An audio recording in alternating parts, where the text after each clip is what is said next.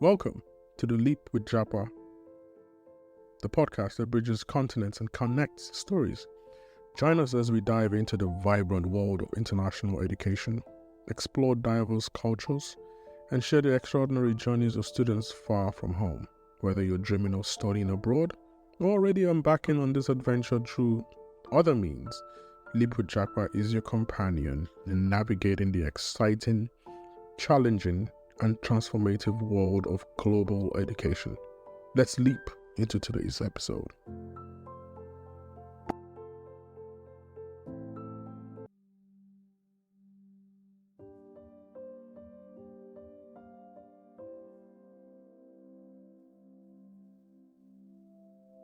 Hello, Foluyinka. Welcome to the podcast. I know I finally got you to come on here. How Hello, are you? Said. Thank you so much for having me.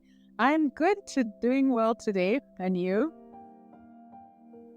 I am very excited because you are someone that I have known for, let's see, 20 years? No, I don't think so. I think it's closer to 25. Please don't go Yes. getting my age on the internet. No, I'm not going to do that. No, I'm trying to let the viewers know, or the listeners know, that yes, this is one story that I can say for sure I saw happen in real time. So you're not someone that I heard about their story and I go, oh, I need to have her. It's someone that I literally watched, like, wow. So welcome. Thank you. I want to start out with your background. It's very interesting. I want you to share your upbringing, the educational pursuits, and I'll leave it to you. Wow. Given my big age, as you hinted. But no, my background educationally has been a little bit interesting. I spent the bulk of my primary education in Nigeria, and did spend some time in the United Kingdom. Okay.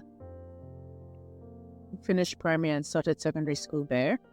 Okay. And then I went back to Nigeria, and we were living in Warri, Nigeria. We had left from Kaduna/Abuja. Right. You know all that. Yes. And that was where I think it got really interesting, sort of the Warri portion, when I was homeschooled. For the last 4 years of secondary school/high school. So that was definitely very interesting. I think, walking it back a little, both my parents are educationists. Yes. They were teachers for short periods of time. I think my mom was a teacher for a little longer than my dad. I was one of your dad's students. Yes, you were. I know, for sure. He's an unconventional educationist. He likes to experiment. Yeah. Yes. For sure. And even when they were both not working directly in teaching or in education through regular teaching in school, they were always involved in mentoring, in professional development, just some form of continuing education. So I think growing up, I knew that learning was key to living, and that literacy, specifically reading, was really at the core of learning. Being able to read and read widely was very important, and that's something that we did together as a family. I did individually and do love reading, and it has been something that really broadened my horizons, opened my mind, and taught me so many new things, even when my actual physical world was still pretty small. So, educational background. Speaking of, you mentioned the reading. Give us the story about your library experience in the UK. There was this time, and there was this school, and there was you and your brother, and you guys. Just give me the story. I don't want to muddle it up. So you know what I'm talking about. If it's the story I'm thinking about, and I think it's very interesting, I was just talking about public libraries, and I really believe public libraries are one of the most important institutions that a country, a city can have. Right. But one of the really great benefits of moving to the UK at the age we did, I was 8 when we moved, was access to public libraries, being able to read. So we were always big readers. I'll give a little bit beforehand. So when we lived in Kaduna, I don't know if you remember that they used to sell secondhand books behind, I think it was like behind post office. Not behind post office, right in front of post office. Oh, that's where I bought all of them. All the textbooks that I have. It's still there. It's not there anymore, but yes, I know. No, it's not there anymore. Okay. I went to look. It's not okay, there. You need to check. It's okay. Yes. Even by the time I was doing youth service. Anyway, so my mom would buy, spend hard-earned money and buy books, and it was like a big treat for us. I mean, sometimes some people have chocolates and things, and those were nice treats too, but books were big treats for us. So, reading is always something that has been valued. So we moved to Manchester, and I remember our first summer in Manchester, the public library was having like a little reading challenge situation. Yes. And they gave us this cute little tracker things, and it was like, if you read 10 books, you can, the challenge is to read 10 books over the course of the summer, and then you would be able to pick a prize from the box of prizes. Well, they said that me and my brother, we took it personally.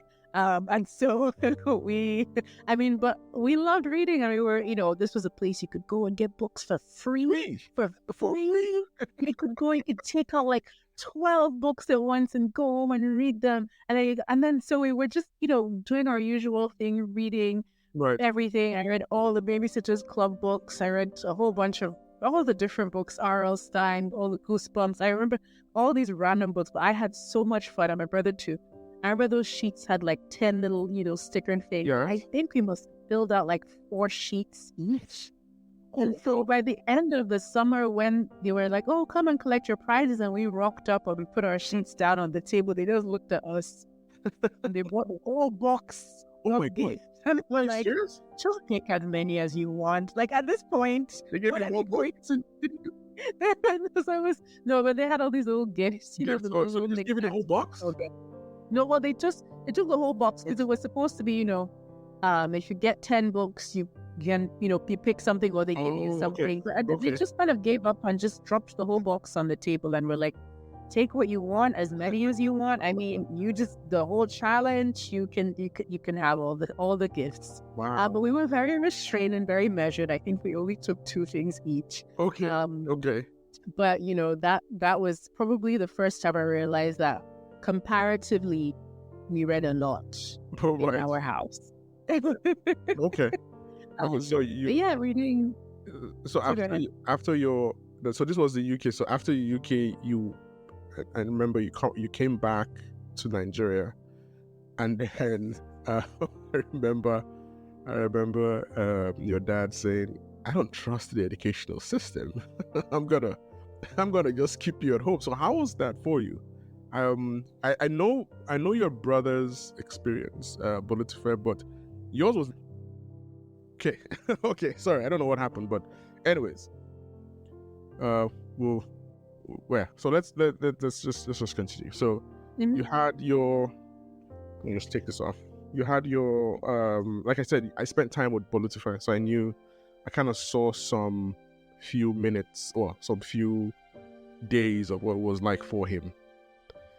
What was it like for you? So I think, bearing in mind that, most of my family's experience prior to this had been in Kaduna, sort of in the north, or in Ibadan, Lagos, so Warri was a completely different kettle of fish for us. And so, my dad, Baba's comment about not trusting the education system was more also sort of, not knowing what sort of the situation was, but then also being aware that realistically the schools that could provide sort of a solid, education and quality learning were a little out of reach economically. Right. So was it okay? So it was a Warri thing. One. It was a little bit of Warri thing. A location thing, rather, not a Warri thing, a location thing. So it could have been any other place, but he wasn't used to this. Well, yeah, it wasn't. It was also a thing that I wasn't going to boarding school. I'm too much of an agibota for that. I'm sorry. I heard the stories and I was like, no, thank you. Okay, there was that option of boarding school. That's true. Yeah, I mean, it was raised at some point, right, and discussed, something that would work. But so basically, how the homeschooling worked was, it was different for me than for both, primarily because I was a little older and I'd already had 2 years of secondary school in England, where I was at Watford Grammar School for girls. So already had a great foundation. And so looking at what I wanted the rest of my academic career to look like, it was sort of picking a curriculum, which started out as a mix of the Nigerian and British curriculum and ended up as a mix of the Nigerian and American curriculums. And there were, so there was some external tutoring involved for some subjects. I remember. I think it was some English, there was some math, physics, literature. Yeah. And then for me, it was literature. And again, as I said, my dad is an educationist, so he took over physics and chemistry. And my mom did study biology and so we did that. And again, that wasn't necessarily like always sitting down and having a lesson. There was a lot of self-learning, which brought a degree of discipline and what's the word? Independence and self-monitoring. What is that word? Yeah. Self-monitoring. Yes. That was absolutely critical to just the rest of my education career. I wasn't learning that in university like a lot of people do. I was learning that at the secondary school level. It was so every week we'd have a meeting where it was like, okay, for each subject, this is what you've done, this is what needs to be covered, and so on. So so there was a lot of flexibility and freedom there, but also a lot of responsibility. And of course, there was external testing and so on. But that really set the stage for what my education journey turned out to be. I had a lot of autonomy and, my parents had a lot of faith in me and a lot of faith in God that things would go as they were supposed to. Yeah. Yeah, it would go. I remember I would ask Mama, I was like, Mama, why are they not going to school? And she would look at me and like, I think you're talking to the wrong person. I think you should be asking my husband. Because he's like, we are just going with it. We have no... we are hoping it can work out. We had fun with it. Yes, I saw you having fun. I mean, the one question that most people typically have for homeschooled is, what about your social life? And I know the answer to that because I saw it in you, but you can go ahead and answer that. I actually would love to hear your answer first. So what I came out of the whole homeschooling experience is the one way your parents did it was whatever funds that would have been used for tuition was used for proper education, like, let's go to the museum in the UK, let's go to the US, let's interact with people. You were operating like a decade ahead of yourselves because you had all this exposure and you could interact with people. You're not some isolationist person. You didn't just like my book and I, but that gave you more time to meet people. And in that case, interact with people. So that's what I came out of it with. That's exactly right. And the thing, and I think you phrased it really well in that when it came to then the economic investment that would have gone into school fees, for example, that was used. I went to the Benin Museum every year for about 5 years in a row, right? I didn't even know that, but that you now had a much more comprehensive education as opposed to just tunnel vision type of education, which is just, let me just stay here. So if you're talking about history, for example, you've been to the Benin Museum. If you're going to write a paper on history, you can literally talk about going to a museum and discussing what you saw. You didn't read that from a book. Exactly. It really, and we talk about nowadays, and in my field and getting into this work, we talk about experiential learning. That really was experiential learning. It was going and seeing how things work. It was, doing coding and robotics at a time when those were still very new, even and were not necessarily parts of school curriculum. Yes.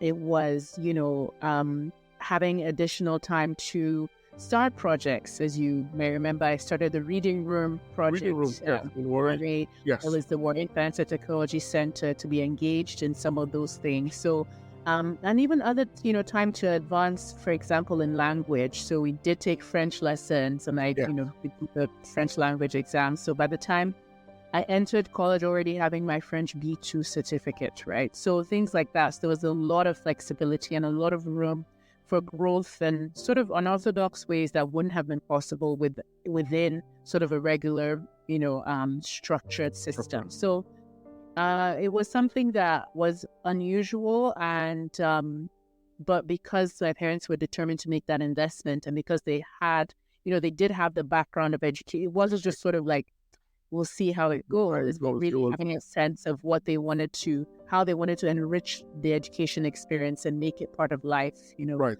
And reading featured back again very strongly. We had all these books that we would read as part of the curriculum, but also together as a family, reading about places all around the world. I remember reading about the Alhambra in Spain, the, massive castle in Spain, and then I visited it a couple of years ago, and it was so amazing and a little bit emotional because I'd read about this place, I was 14, 15, reading about the majesty of the Alhambra and the history of it and all of that, and then finally visiting in person. It was, such a cool experience. So things like that really just helped to enliven and to enrich the experience, so that it wasn't, like you said, just like sitting down and just reading a book the whole time. So it's good. Yeah. Okay. So let's talk about the your pursuit of higher education. That story, I also have some information, and I remember asking your dad again about your, how you took the SATs, how you got admission, and I remember asking him, what happens if she doesn't, get into college? He goes, "Oh, she's going to go to UI. She's going to do a correspondence course." I'm like, "What is it? UI? You told me University of Alberta." He said, "Oh, she's not going to UI, and she's not going to even go on campus. She's going to be at home, and she's going to do a correspondence course." It's like, all right, fine, I give up. So what was that? What was that process like? So you took the SSC. Just give me a rundown. And I can and again, you look and you just acknowledge the grace of God actually throughout this whole process. So like I said, initially when we started, we were sort of doing a mix of the Nigerian curriculum and the British curriculum, with the idea that I would return to the UK and complete sixth form, upper sixth and lower sixth, and then go to British University. Okay. And then I think it was in the second year of being homeschooled, my dad had gone to the generator woman to do something for the generator. I don't know. With the generator.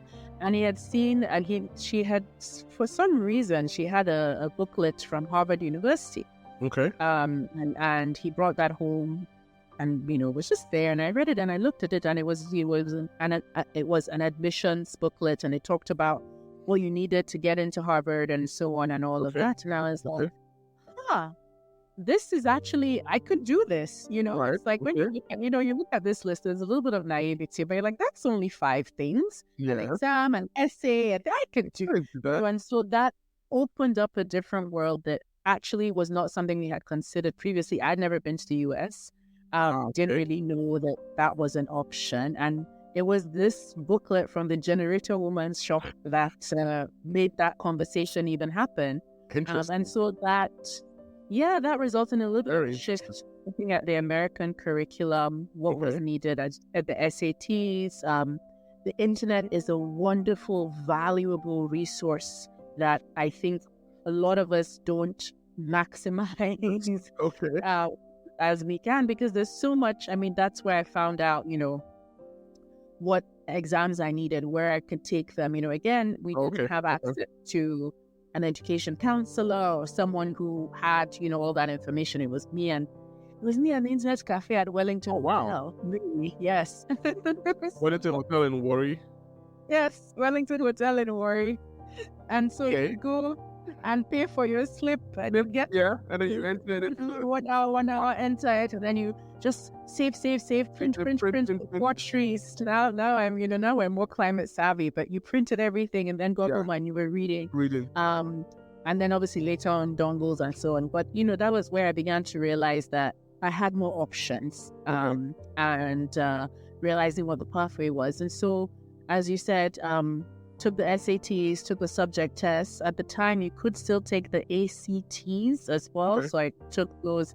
And it was also, we were already doing some continuous assessment tests with another school, but it's also helpful to have sort of these external validators of learning. So I still took the IGCSEs because, that was the initial plan. So I still took all of those and I was examined out. But yes, I took all the exams. I remember you would probably then come to Abuja to write the exams. And so let's settle this. What was your SAT score? Oh, geez. This is a hard one. I think that's... So I took the SATs twice. Okay. I think that's...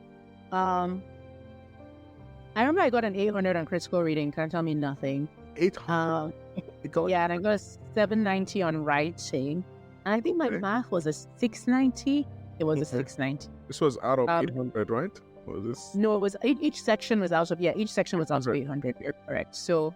I don't know, but that was, because they made it 3 sections. Now it's back to 2 sections. So I don't know. They keep changing it. So So when you applied, how many admissions did you get? When you first did the applications? Gosh, Saeed, it's been a minute. I'm sorry. No, I remember that I applied to quite a few schools because then I was reading online and the general knowledge, the general advice was applied to 8 schools. And I was like, well, I'm not American, I'm international, I'm from Nigeria, and I'm homeschooled. I best apply to as many schools. So I think I applied to 18 schools, if I remember correctly. This was also a time when they was introducing online applications, I believe. So if you applied online, it was free or reduced. True, yes. When the online application was... They were trying to introduce people to doing stuff online. Exactly, encouraging more of that. So it wasn't... Nowadays, you're paying, for everything. Exactly. So I applied to a whole bunch. And again, to be very honest, I at this point, I'd still never been to America. Right. I was applying based on U.S. news rankings.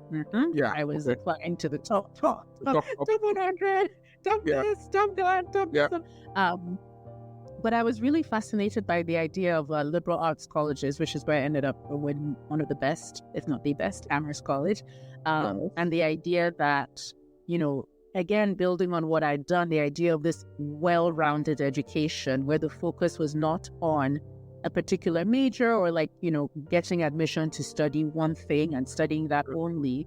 But having this foundation, getting a well-rounded education, and then choosing to, within that, focus on something. So I was very much taken by that idea and by the Amherst College website. So I did apply to Amherst College and a bunch of other colleges. I did get accepted to quite a few. Again, very thankful that they thought I was worth accepting. I remember so much Colgate University. I'll never forget the head of admissions actually wrote a little personal note on my acceptance letter. Like, we look forward to having you here. I was like, oh. Was that the one that offered you plane tickets back home every year? I know there was one. Part of the package was we'd give you a ticket home. We'll give you a ticket home every. More about my. I was fully vested in this because I was fascinated. It was my dad at the time. I remember talking to your dad. And it was like, yes, there was one. It was like, but it didn't give her money. So why would I? I saw something said it didn't give her enough. I can't remember, but I remember the one that had. I don't know if it was COVID or not. I don't remember, but it's part of the, they had a scholarship, and then having a slightly better understanding of the system now. Yes. I guess that the funding to support international students to go home came from a different place than the funding for the academic scholar, so they didn't necessarily match. But yeah, and then, I was looking at colleges. I remember I got accepted to Pomona on the West Coast. I really wanted to go. My dad was like, school near the beach, you're not going to learn anything. Please. I was there filling out the roommate form, so excited. Yes. And my dad was like, no, you're not going to a school. So yeah, I ended up choosing between Amherst and Williams. And I chose Amherst. And this is all on the web. This is based on the website. There was a forum, I don't know if it still exists, called College Confidential, where all of us, super nervous, mostly international students, but there were a lot of Americans who would go and be posting, I heard from this school, when do you hear from this school, and so on. So, and though that was actually another really great resource, because it was information from people about their experience, about, what they saw when they went to visit this school or that school. I actually connected with a couple of people on that forum who were trying to, figure out where we'd end up, and we didn't end up at the same school. But yeah, so that was how I ended up at Amherst, that and a very, very, very generous financial aid package. That covered almost everything, covered a lot, thank God. And everyone, I mean, if you're listening to this, please go to Amherst College, or at least apply. It's a selective school, but it's really good. The education is top notch. And I was going to ask something about that for people like me that are not very, how would I put it? We are very tunnel visioned. You mentioned something about liberal arts education. Now, could you tell us what? Because I see that I go, liberal arts, are they drawing? So there's always this lack of education. You understand, in how this thing works. So what is the difference? What is the difference between a liberal arts college and a university? I don't know.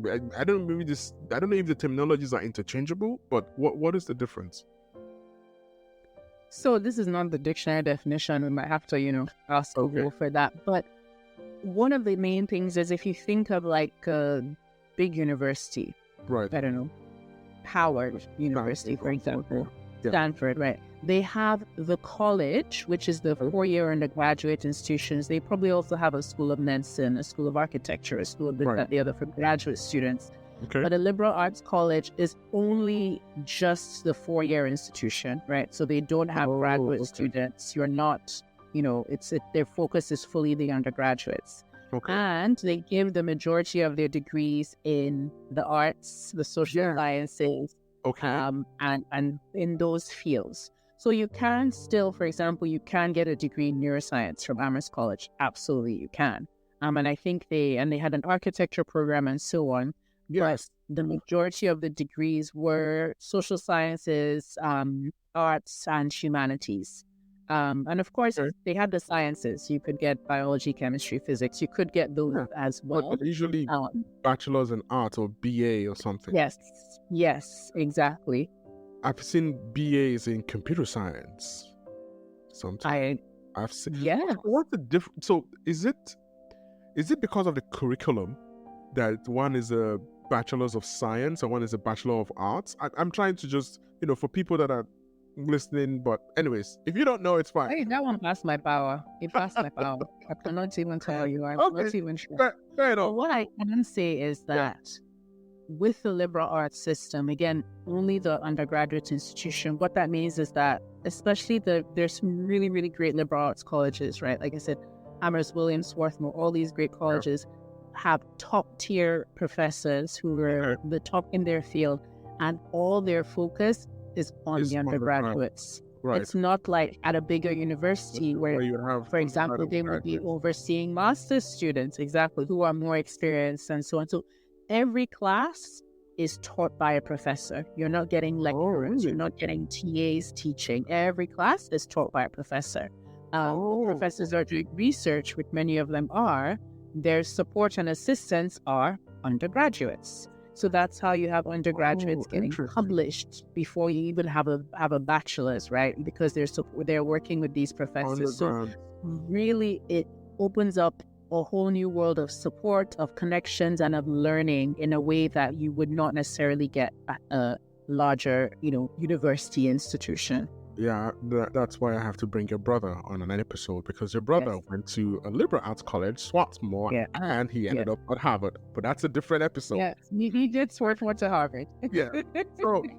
So, what were your initial challenges at Amherst? So, you got admission, you landed at Amherst, never been to the US, At that point, I'd been once. So it doesn't count. Yes. But this is you. Well, it counted because you visited, but now you're coming here as a student. I'm sorry, I'm just. No. Yeah. Of course. But now you're here. You're about to start college. What were the initial challenges, and how did you adapt? First of all, I was terrified the whole time.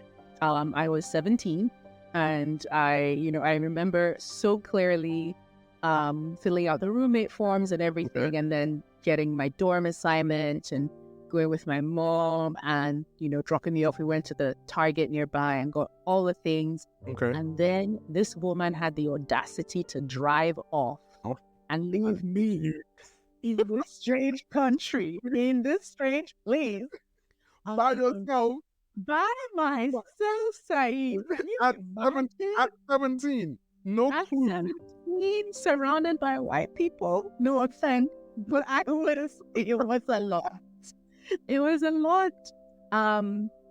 So I think I'll just say along two sort of strands of thought. First of all, the emotional and social adjustment was quite intense. Again, the US is a whole different kettle of fish. Yes. It was very different than what I was used to. And Amherst at the time, I think about 7% of the student body was international. 7%? Yeah. I think it was 7. Maybe it was more. That is not a lot. Not a lot. Was it 7? I really want to say 7. Anyway, we might have to double check after this before I slapped their name. And there was also, the president of the college at the time, Tony Marks, making a big push for more internationals and more diversity more broadly. Okay. And so at the time, what was really, really, was something that was really critical. I mean, apart from, of course, you get to know people and build friends, Amherst had a great International Students Association. So they helped us settle in, open bank accounts. I remember, till today, I'm a loyal customer of Bank of America because they're the only ones who will open for a 17-year-old. Wow. All those things, get phones and so on. And so I was so, it made such a difference to my settling in process that I then became an active member of the International Students Association and was a co-chair for a couple of years. So there was that. And then surprisingly, academically, again, remember that I was coming from an experience where I was in charge of my own learning. So I didn't have to adjust a whole lot because, you got to get your... You're already used to that style. Exactly. The beginning of the year of the term, the professor gives the syllabus. It's like, you're reading this. I was like, cool. I can manage my time. So I was really grateful that I wasn't having to do that adjustment as well. But of course, there's always a little bit of adjustment to teaching styles. What does it mean to be part of a classroom? How does group work? All these, all the different things that one does have to adjust to. But I am forever grateful that my homeschooling experience prepared me to be more in charge of my own learning. I wasn't scared that, oh my gosh, I have to read all these things and figure this out. You have one class and then you have all this work and no one's really holding your hand. So that's something that I was able to adjust to pretty quickly. Now looking back, it's actually this year marks my 10 years graduation, 10 years of my graduation from Amherst College. I know. Yeah, my 10 years. Time. Where did the time go? I know. But I'm so grateful for it. What did you get into study? So that's another thing. That's the beauty of liberal arts. You get in, and then you choose. So how did you choose? So how did I choose? I chose, you know, again, God bless my parents. They had a lot of faith in God and then in me. So I chose, I think I knew I wanted to study economics. And this is because prior to getting into college, obviously I had done economics for IGCSE and so on. Right. And I've been doing some reading more broadly. I mean, this was the era of like Freakonomics and all of that. Yes, I remember that. Yes. And just really loved the idea of studying how systems work, these world systems. Coming from Nigeria, you know, you ask anybody of a certain generation why, and they start with, well, structural adjustments. Right. Okay. So I really did want to learn more about that. And I had this sense that, you know, economists were people who knew things about things and made things happen. Right. I can't really say that. Now you're finding out in real time. Anyways, so you... And then I also... Go ahead. I took a sociology class. I took an intro to sociology. Okay. Out of interest, I was, you know, sort of interested by it. Was an intro to anthropology and sociology. Okay. And I absolutely loved it. And I had especially one professor, not the intro class, one of the second classes, Professor Ronald Lembo. Okay. This man, amazing, just explaining and really engaging and listening. And, you know, and now I look back and I'm like, this poor guy was talking to a bunch of like 18, 19-year-olds. Right. And, you know, listening to us like our thoughts mattered. But he was such an amazing professor, and he is 100% the reason why I became a sociology major. So I double majored in economics and sociology, and then Amherst didn't have minors, we had certificates. So then I did two certificates. I did international relations and I believe African studies. Okay. So I ended up filling my time, but also really doing a lot of things that I really enjoyed as well, which was great. Did you forget the Spanish? Oh, well, I did. I took a few semesters of Spanish. I did. Even I know that. So double major in economics, sociology, certificates in international relations, African studies, which is where the Spanish came in, because you had to take the language of international relations. And you didn't want to take French because you spoke French already. Oh, and because, I had spent a lot of time in French classes, so I was excited. And isn't Spanish just Spanish sounds lovely? It does. I just don't get it. I'm trying. No, it's my wife. Maybe I should connect you. My wife is trying to learn Spanish now. Yeah, because we live in California, you better know how to speak Spanish because it's the language of the state. A mí me gusta mucho la lengua. All right, fine. There you go. You did that. So so now I know how your undergraduate experience kind of shaped your. So how did you get into international development? Did you did you do that? Did you work? So what was your after you graduated? What did you do? After I graduated, I was confused for a long time, as many people. Like, what am I going to do? What is this? What is this? And I had this economics degree, but I didn't necessarily want to go into finance, which was what a lot of people did. I'm so sorry, but finance bored me to tears. And then the backing just seemed like a lot. And of course, as you know, my mom works in international development. Right. She is a gender specialist and leadership, and works in leadership training as well. So I always knew, that field was not unfamiliar to me. Right. But again, going back to my love of reading and learning and literature, I really felt that I wanted to do something education related. So Amherst did not have an education major, but the last year I was there, they did start to sort of look at what education programs could look like. And so I was part of a program that we did a trip to Chicago. I remember I went to U Chicago and talked to the students who were learning education there. And there was some, they were putting together something. And so coming out of Amherst, I really did want to explore education more. So I ended up getting a job at Lit Life, which was an education consulting organization that was based in New York. And was run by two Amherst alums who married each other. Okay, interesting. and they hired a whole bunch of Amherst alums too. Wow. So, the They know, alumni network in action. they know the quality of what they're getting. So might as well just get someone that went to our school. Okay. Yeah, and it was really great. And the organization, worked on literacy, specifically English language arts. So teachers supporting them with materials for their classrooms and supporting teachers in the classroom. So it was great, and it was a great sort of it allowed me to kind of dip my toes into the education space the way I want, the way I was looking for. So I was doing stuff with teachers in public schools, also supporting a public school library program and all these different things. So it was it was a great experience that lasted exactly 11 months, maybe 10 months. Okay. Yes, because OPT finished. OPT finished. And it was right after your OPT that they changed economics to a STEM degree. Yes, I remember we had that discussion. That was right about the time I was gonna be here, I think. So I came in 2015. Yes. You were just slightly about to try. I had just started grad school. You were about to transition.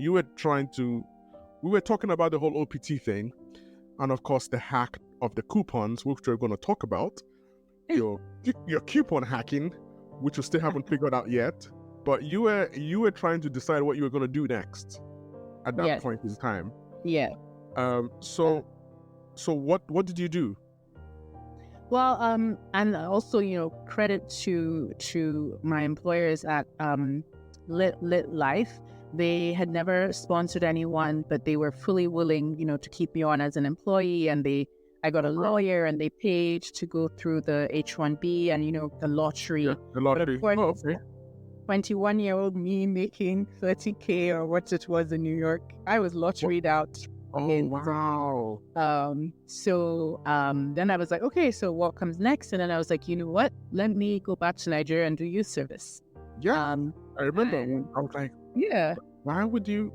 I was confused back there. I was like, I wish you could stay. Was this the time you had that famous car that Baba talked about? Was this in Boston, or was this? We're gonna get there, right? No, the car was.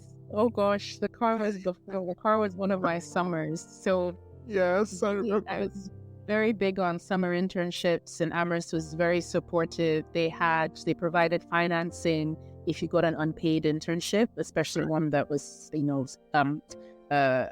more community focused. So I interned every single summer at Amherst.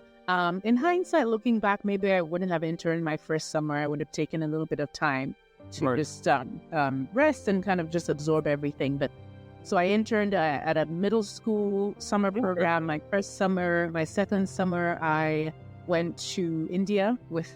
Oh yes, I remember your Indian trip. Yes. Yes, so I interned in India in Udaipur, and then my third summer I interned with a social consulting organization in North Carolina, which was when I bought the car that turned out to be a lemon that gave everybody no end of headache. Oh yeah. Yes, It was an adventure, it was also when I had a wisdom tooth pulled and. There's a lot of pain, I think my brain has blocked out a lot of that. Yeah, I remember. I remember the little story. So you went back to Nigeria for your youth service. So yes. Tell us how you then decided to say, you know what, I'm going to do a master's in global health development. Global human development. Global human development. Yeah, I have it on here. Oh, the global human development. So yeah, how did that happen?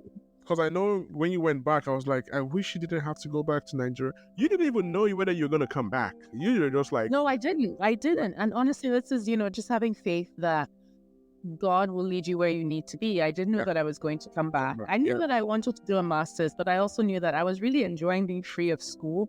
Yes, I remember you didn't want to do any more school. I remember we spoke like, no more school for me. I'm very happy. Was a lot of work.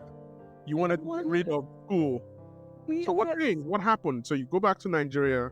go back to Nigeria, did some volunteering, did my NYSC, was posted to Kaduna at Blackpool, and was teaching at GGSS in Barnawa. GGSS. Oh, I didn't know yes. that. Oh, okay. You didn't know that? Yeah, teaching at GGSS Barnawa.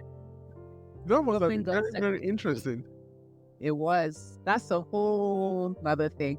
But I met some lovely people. Okay.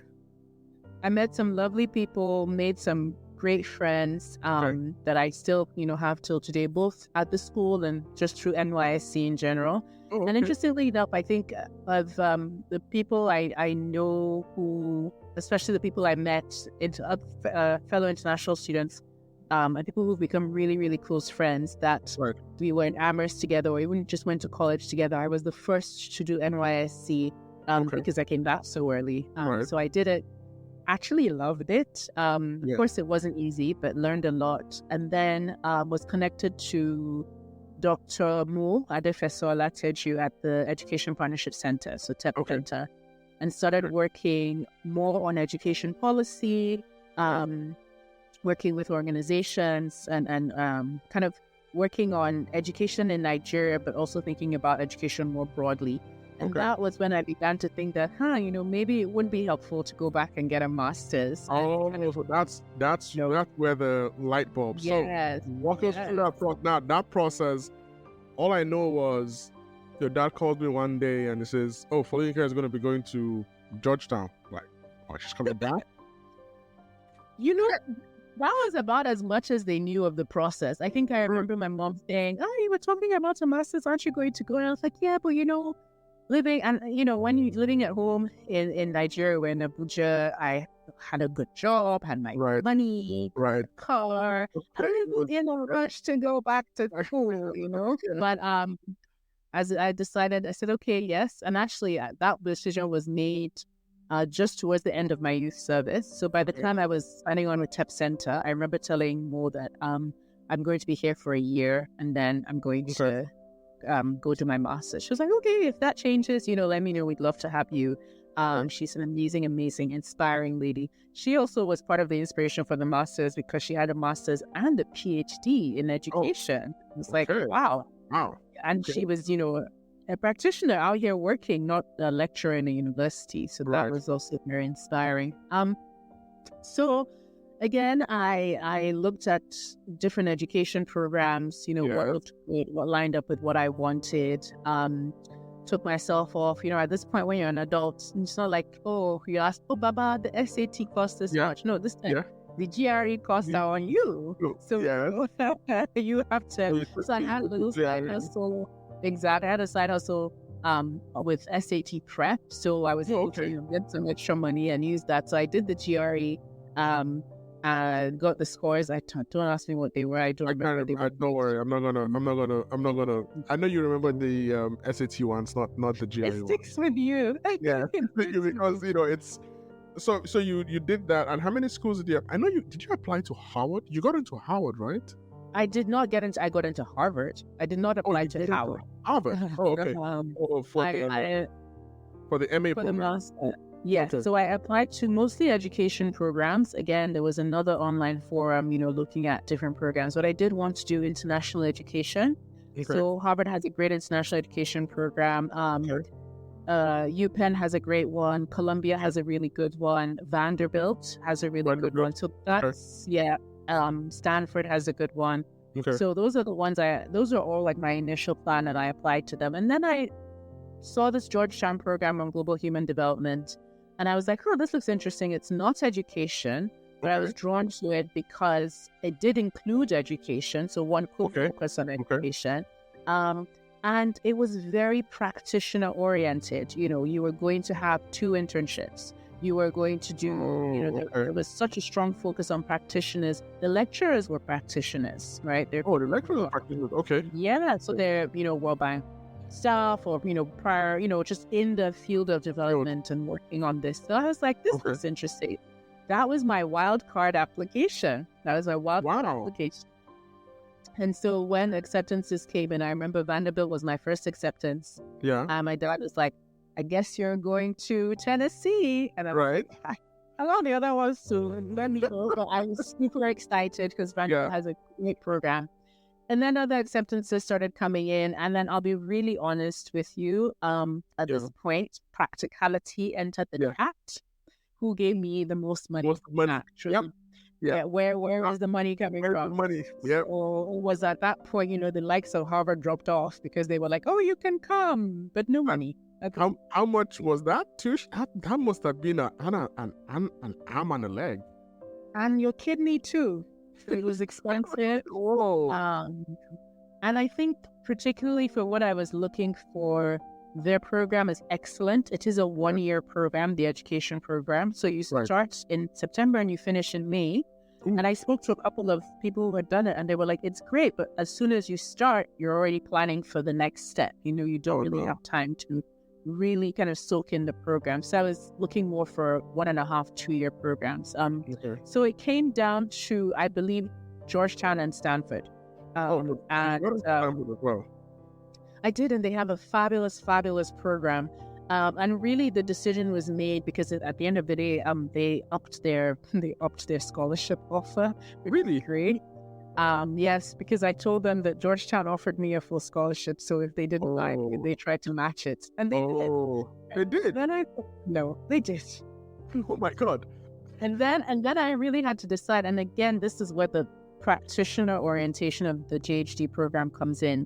Because the Stanford program is great and is very research oriented. So I had actually been awarded some sort of, I believe, a Dean's Fellowship to support further research. And I just wasn't sure at the time that I wanted to be so deeply entrenched in the research world. I did want to do something that was still kept me very connected to the work that was going on in the development world that was very relevant. And of course research is, but I just wasn't sure that that's where I wanted to be. Okay. So that's how I ended up at Georgetown. And I will say also another little plug for Amherst because Amherst College, remember, this college does not have a graduate studies department or whatever, but they actually have scholarships for students who do go into graduate studies within 5 years of graduating from Amherst. No way. Amherst gave me money to go to Georgetown. They give you money to go to grad school? Yes. And they give money for law school, and they give money. So, what? When I Why did they do that? No, I'm not joking. I should have just gone to one of those schools. Yes, you should have. They give you money towards tuition or living costs, or what did they give you? Living costs. So it's living costs. So I ended up, I think it was a good amount that just about covered health insurance and a little bit of books and so on. So but did you just Georgetown, apply? I had a. Did you apply for Amherst and tell them, or?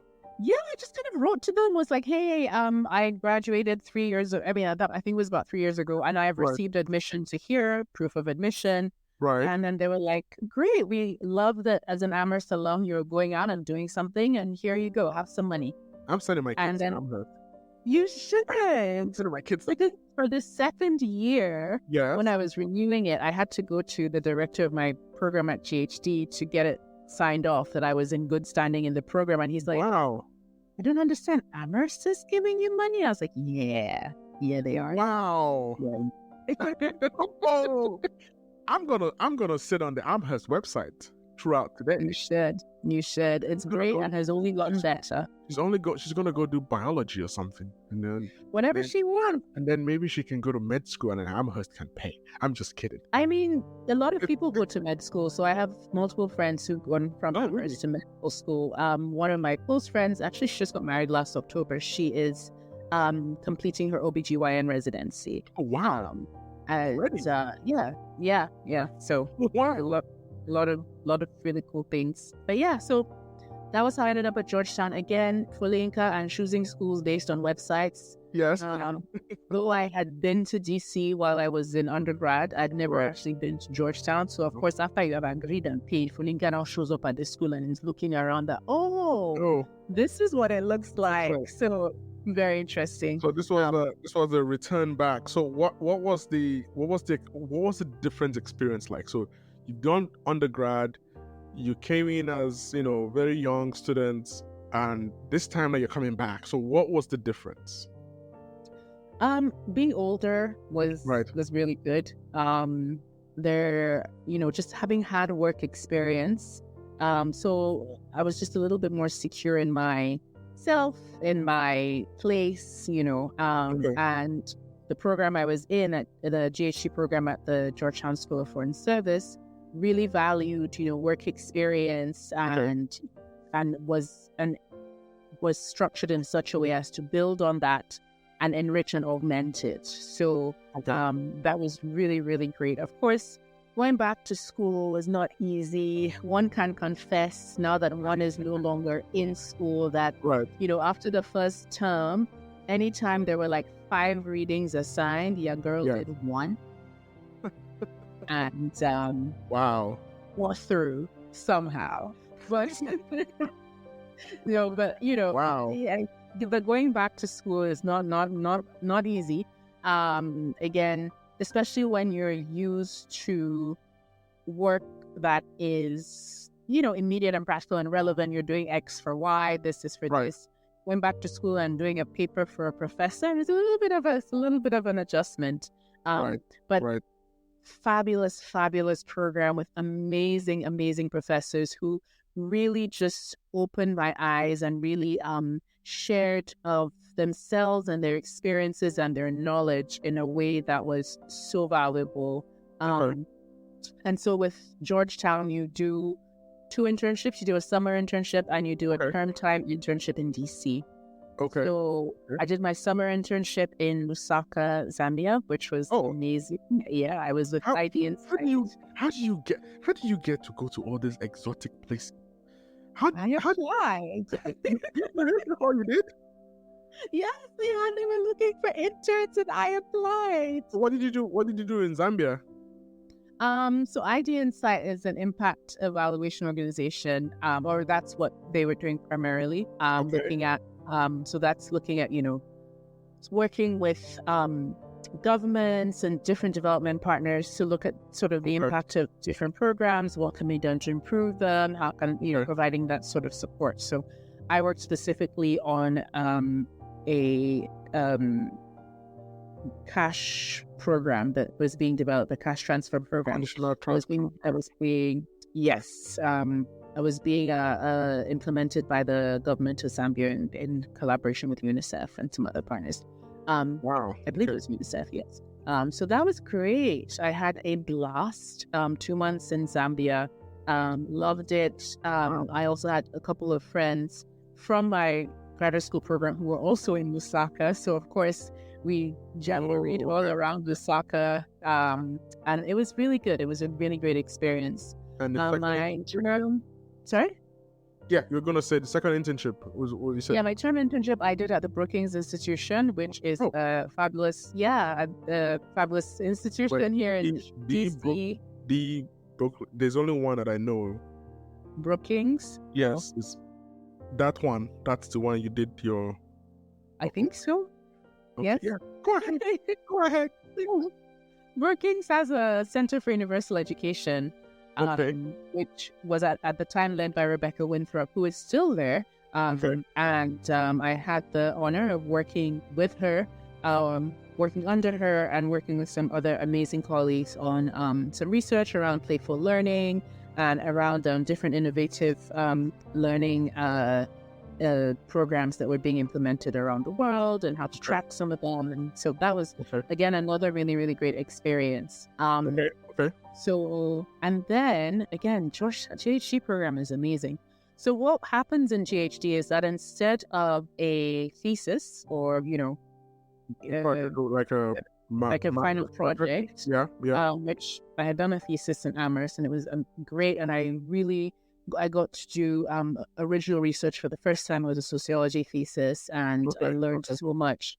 And then I wrote this like amazing 200-page thing that nobody except me and my professors ever read.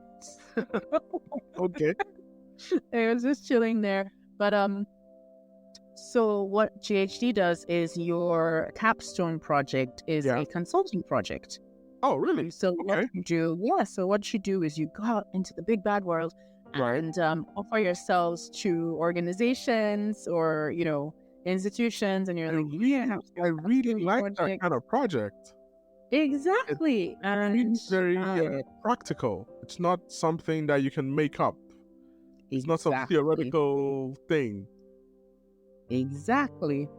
And I was working with, so we are paired up. So I was working with a colleague from the program, who's also a friend, a great friend. And we spent a few weeks talking to different people from different organizations, Okay.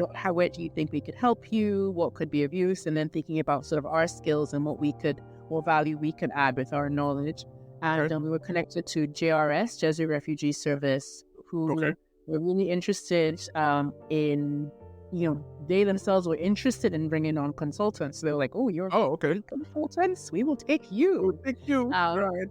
Okay. Yeah, to do some work around the gender aspect of some of their programs. And it was a great project. As part of that, we went to Malawi to see some of their work at Dzaleka refugee camp. Wow. And then at the end of the project, and at the end of the project, they also flew us to Rome at the headquarters to present to some of the leadership and actually one of their big donors.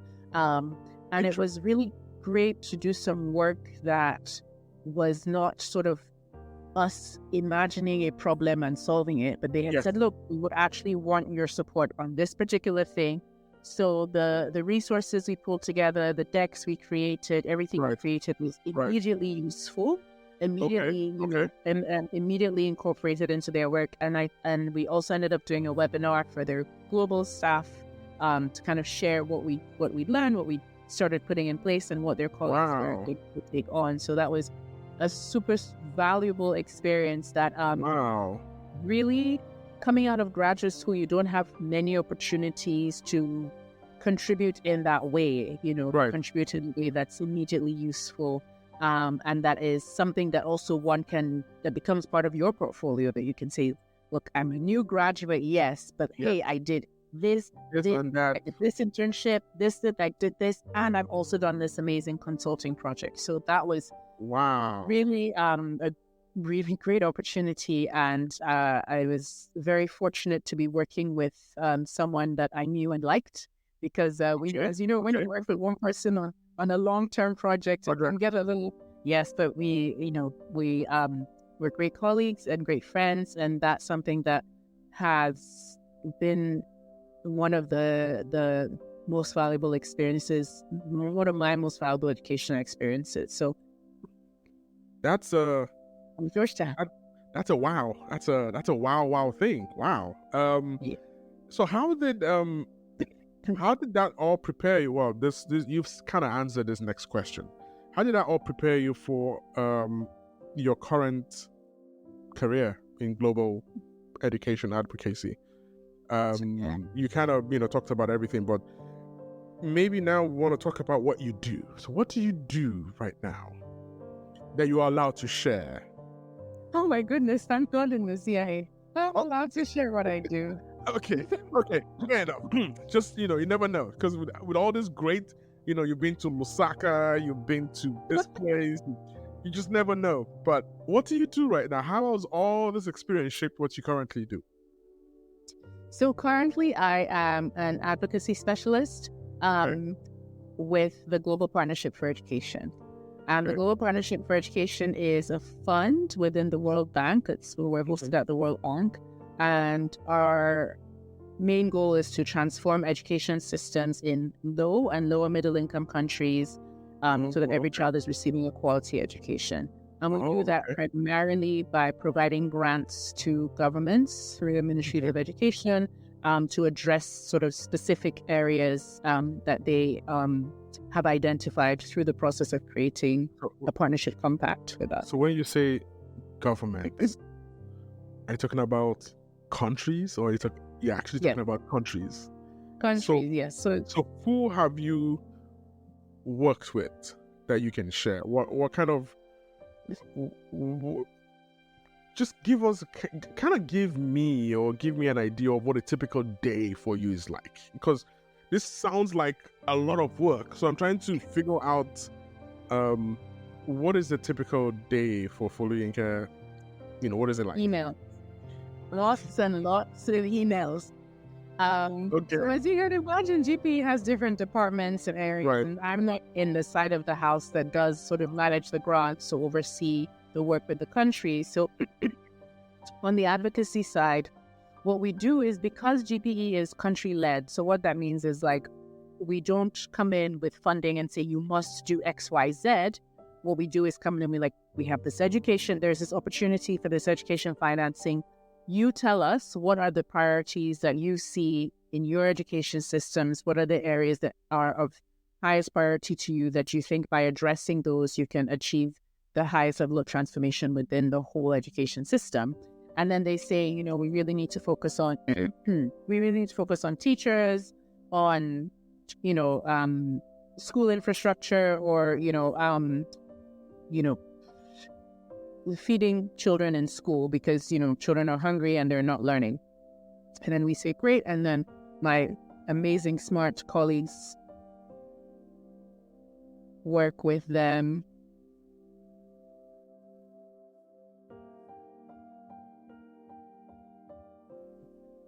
Please.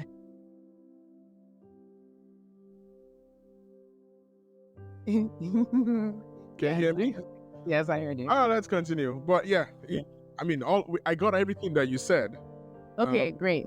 So colleagues work with them on the, arranging the financing, managing the grant, and all of that, and we work through grant agents. What I do on my side is, together with obviously my team and my colleagues in the global advocacy team, and more broadly external relations, we work on building the political will to address some of these key issues. So for example, because we're not going to go tell countries that gender equality must be a priority, even though we believe that it should, what we do then is, how do we work with partners externally to build political will so that governments see gender equality as an issue and want to address it, And sometimes that's through, of course, the big global moments, regional moments, meetings, declarations, commitments, and so on. So that's what we do, trying to work with partners really to get those kinds of commitments from leaders and decision makers to make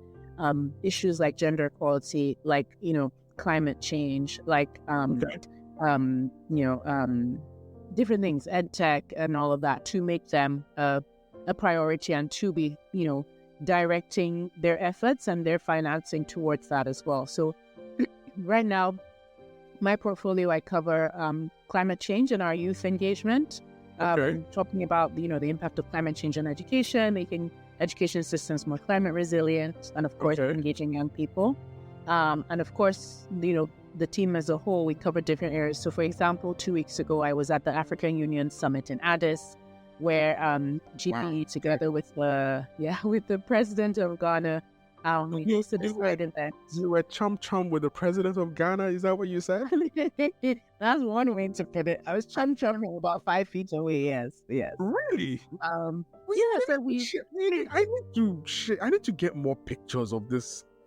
Well, I need to get pictures, Said. I didn't get any pictures. I was busy running around.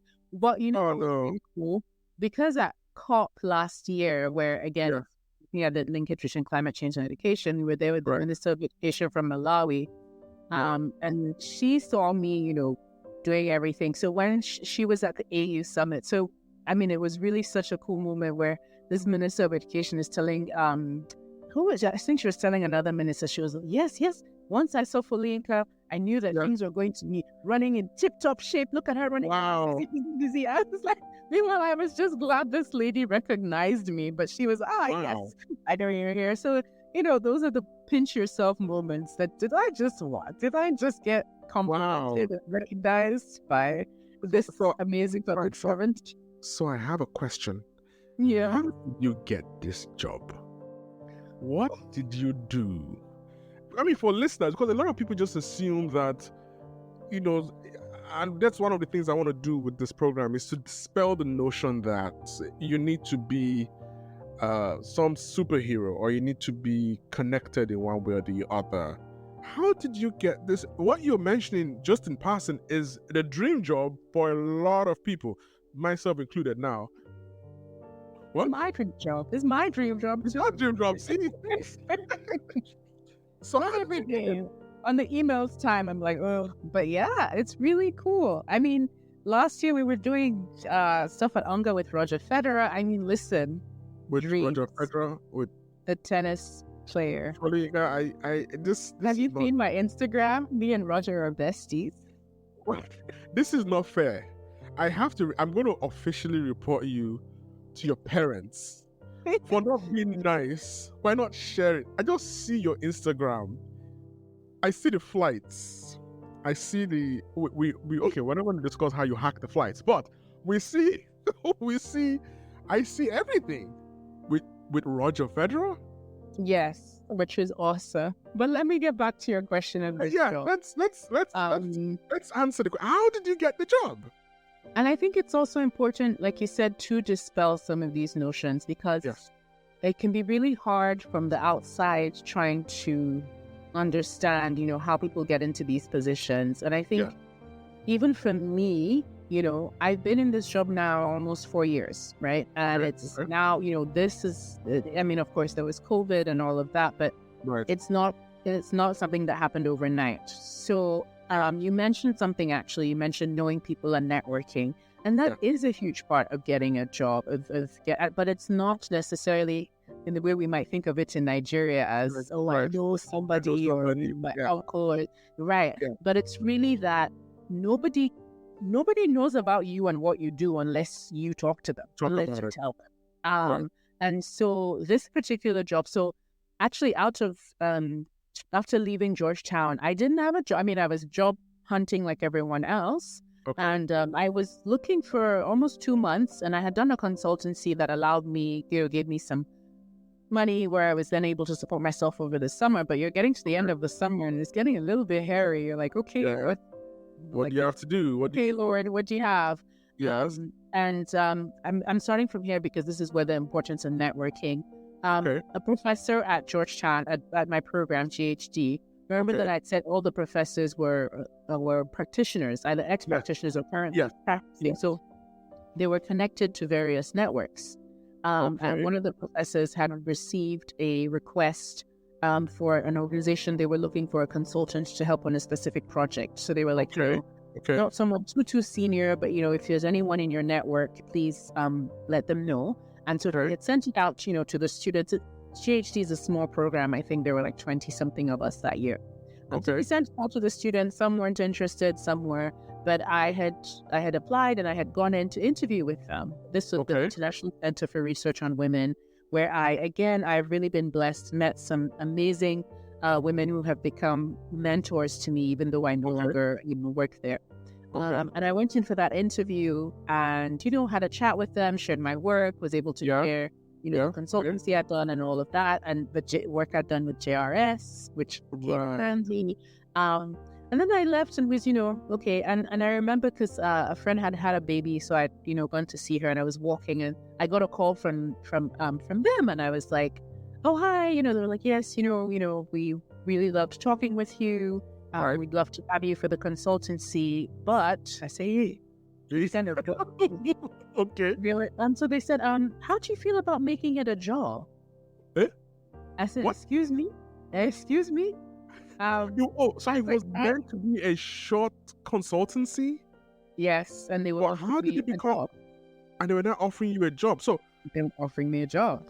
Okay, first of all, you mentioned an acronym, JRS. What's JRS again? Sorry, Jesuit Refugee Service. The folks I did my capstone project with. The capstone project. So this person has sent an email to your professor asking for a consultant. Yes. To work on a project. And then how did it become a job? Wow. Oh God, I wish I could say I'm so brilliant, but you know me, I'm actually not that brilliant. No, but you are, by the way. But go ahead. No, but they'd had, I think, being able to share that, the experiences I'd recently had, the consultancies I'd recently done, the work I'd done, they felt confident enough to take me on, not just as a consultant, but to fill a gap in the team. And I was like, and the first thing I said was, I'm on OPT. I can only do this for 11 months. And they said, fine. They were, yep, fine with it. They wrote me an 11-month contract. I had health insurance. I had benefits. Wow. I had a good salary. I was thanking God all the way. And so that was my first job at the International Center for Research on Women. And it was amazing. I was on the Gender, Economic Empowerment and Livelihoods team and got to do a lot of really a variety of work on a variety of interesting projects. And I was a research and programs associate. So what that meant was while I was doing stuff on the research side, I was also managing programs and some partnerships, right? Budgets, some of those more practical aspects as well. Your mom must have been very excited. I think exactly what she does. This is like a mirror. I was employed. True. But wow, I mean, it's so very beautiful. Full circle. Very full circle. She does. Yes. Did you piggyback on her like, Mama, what do you think about this? How would I do this? Or does she piggyback on you and say, what's going on in this field now? She knows so much about, gender. She does. I think it's great we're able to share resources. And she has obviously a depth of experience and wisdom that I hope to have one day. Right.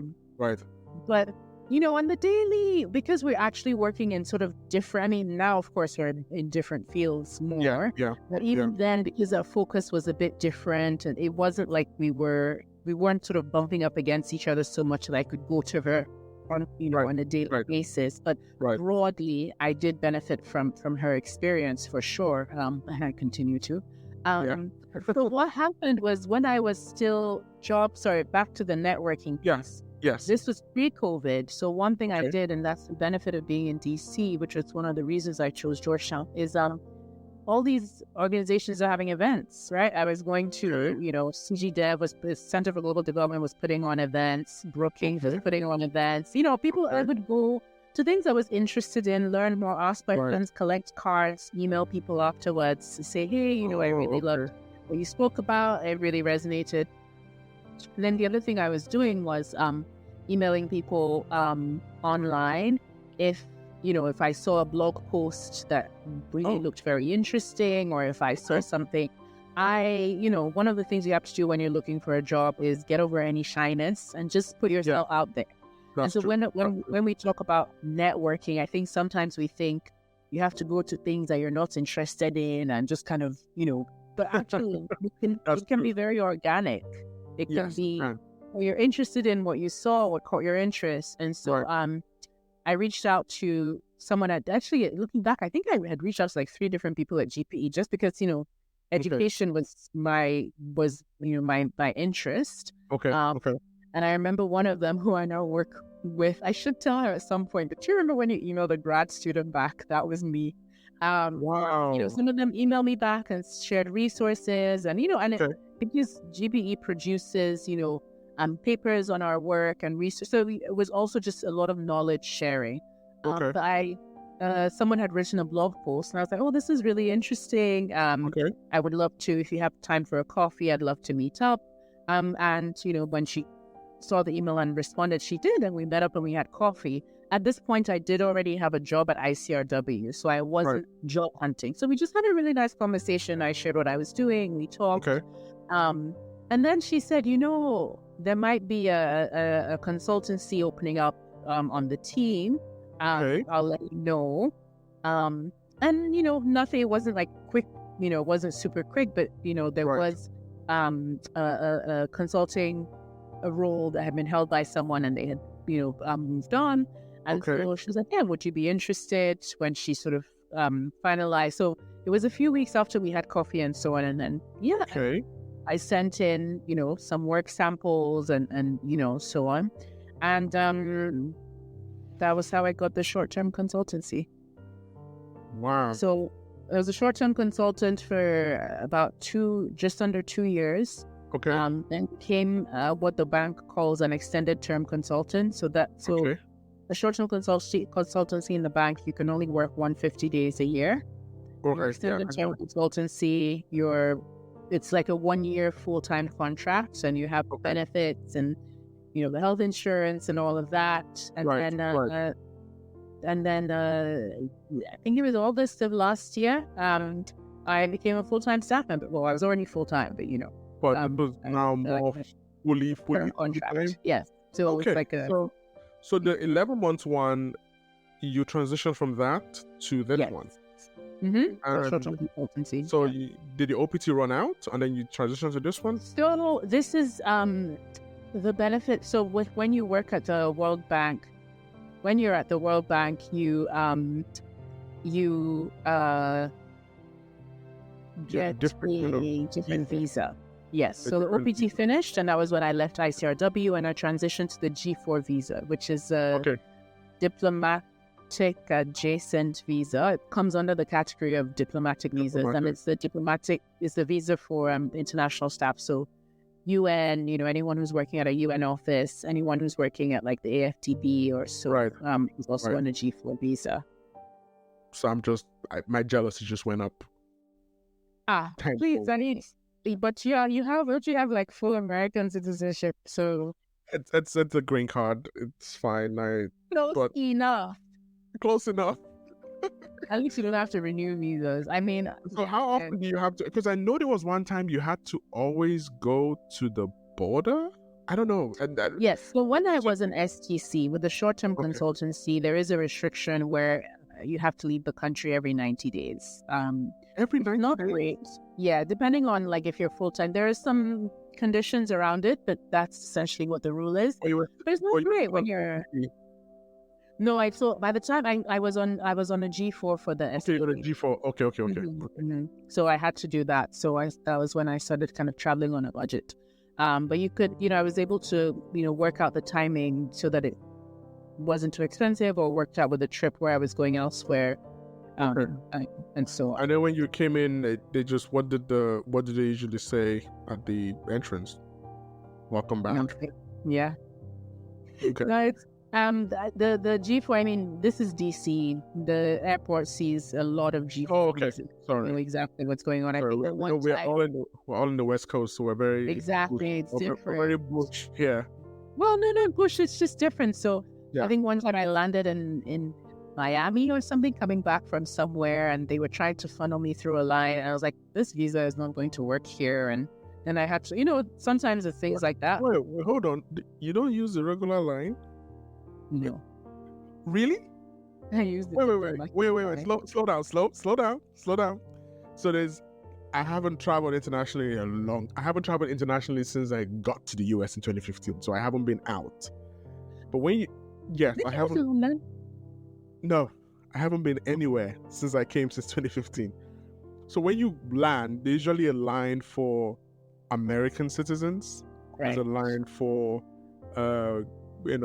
others, green card holders, and then others. You have your own line.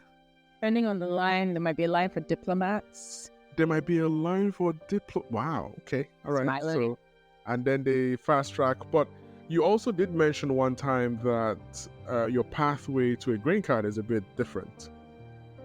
It is, and actually, with the World Bank, it's going to be you have to spend 16 years at the World Bank consecutively. Wow! And then a green card becomes an option, and it's upon retirement, I believe. So this is not necessarily automatic. Exactly, it's not automatic. It's not necessarily a pathway to stay. Of course, there are several pathways to citizenship, and should one choose to stay in the US, and I believe, although you can't quote me, but I believe the G4 is as you know, there are different types of visas. So if you come in, for example, when I was a student on an F1, that's a non-immigrant visa, so you can't come and immigrant that. You have to exactly, and that's why you have to go home and renew and show all the things. But a G4, I believe, is recognized as a dual intent visa, so you can kind of explore some of the different pathways for a green card and citizenship without any repercussions. Did you do an interview for your G4? Yes, I want to hear this one. Did you do an interview? No. You did not. So remember, first of all, I started this job in 2020, right? So COVID. So I wasn't able to travel. So my first G4 was given to me in country. And that is something that took a while and so on because it was processed in country. But yeah, just went and dropped off my papers. And then after I think 10 weeks, I picked up my passport and there was a visa. But it does obviously, prior to this, Nigerians got 2-year visas. That was because of the reciprocity, and now I believe it's 5 years. 5 years. So I have had to renew it a couple of times. The process is very straightforward.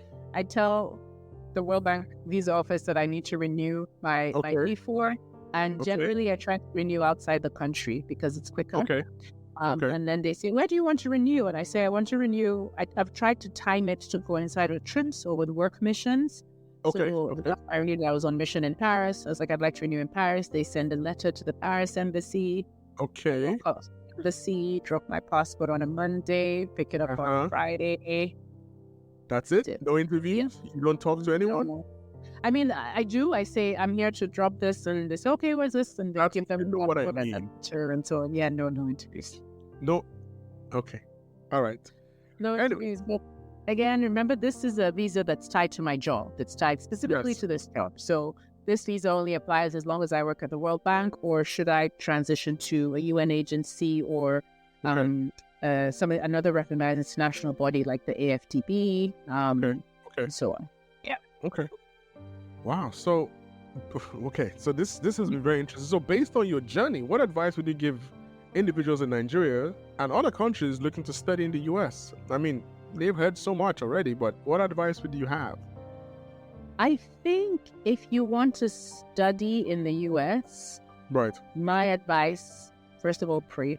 Be sure. It's not easy.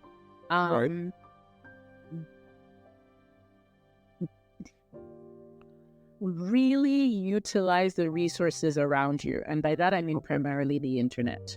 I have had way too many people rely on other people for information on how processes work, on how to do things. You know, it's, oh, so-and-so told me. Don't let anybody tell you. That's another thing. Go and look it up yourself. A lot of people that use agents, you know, they have all these educational agents that want to do stuff for them and things like that.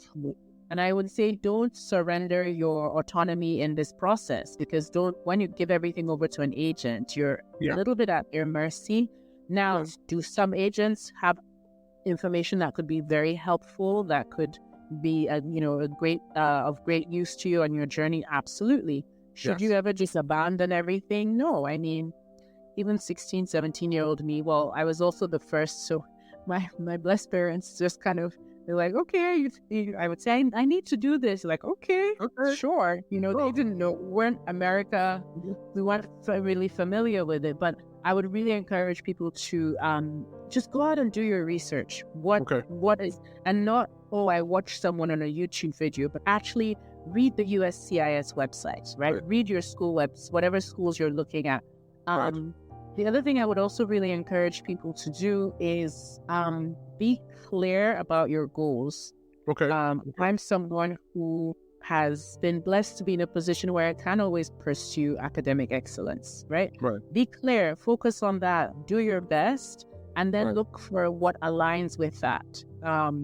I know there's some people who do get into, schools and are thinking, this is just a springboard. Once I get in, I can do X, Y, Z.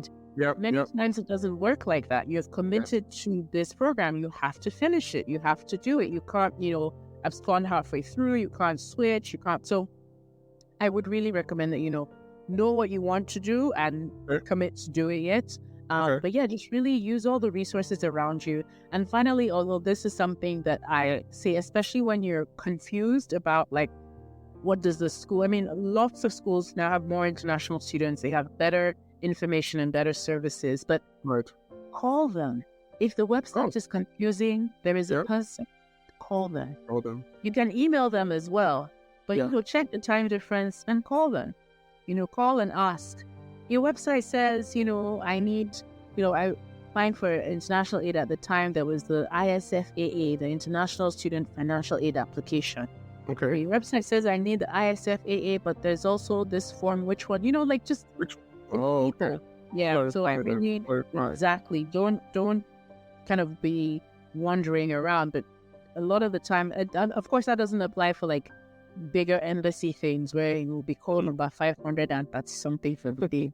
Well, you know, especially when it comes to some of the academic stuff, you can call institutions. They have, you know, dedicated staff who are very knowledgeable and will be able to guide you. So, okay. Well, thank you very much. Oh, and pray. Very important. I had one more question, but it seems that you had answered it in this previous question. So I wanted to say thank you very much for the opportunity to interview you today. You're a very busy person. But yeah, it was nice having you on here. I hope maybe we'll have another episode for the coupon hacking. You can tell us about how you do that and how you hack the airlines and how you pay $100 for a first class ticket. That's not true, by the way. Anyone listening, you cannot pay $100 for a first class ticket. 42. I paid 42. You paid $42 for a first class ticket. Anyways, that's the episode we had today. Thank you very much. I'll probably bring her on, so maybe living in the US episode, so she can give us some hacking. Thank you, Foluyinka. Thank you so much for having me, Said. Your podcast is a great resource to people who are looking to move to explore other options and opportunities in the US. So thank you. I'm honored that you thought to invite me on to share a little bit of my story, and I hope that will be helpful. Who would I have invited? So many people. I hope the first episode of this podcast was yourself sharing your story. Yes. Or do I need to come and interview you? I have. So the way I've been doing it is I have different episodes for different interview series, and then my story is going to be like the fourth episode. So it's going to be 3-part, and then Okay. So I can't wait till I get to hear your episode. Yes, but thank you. This is. Thank you for tuning into this episode of Leap with Japa. I hope it brought you valuable insights and stories that resonate with your journey. If you have any thoughts to share, questions, or want to send a voice note with your feedback, please visit our website at leapwithjapa.io. You will find a contact from there. I would love to hear from you and feature your voice in a future episode. Don't forget to subscribe to the podcast on your favorite platform, some of which are Apple Podcasts, Spotify, iHeartRadio, or Player FM. Your subscriptions and reviews help us grow and reach more listeners, and I truly appreciate each one of them. Also, check out our merch store on leapwithjapa.io website for some cool t-shirts and hoodies, perfect for showing your support for the show. Stay tuned for our next episode, where we'll dive even deeper into the experiences and challenges of international education and careers. Until then, keep leaping forward, and thanks again for being part of the Leap with Japa community.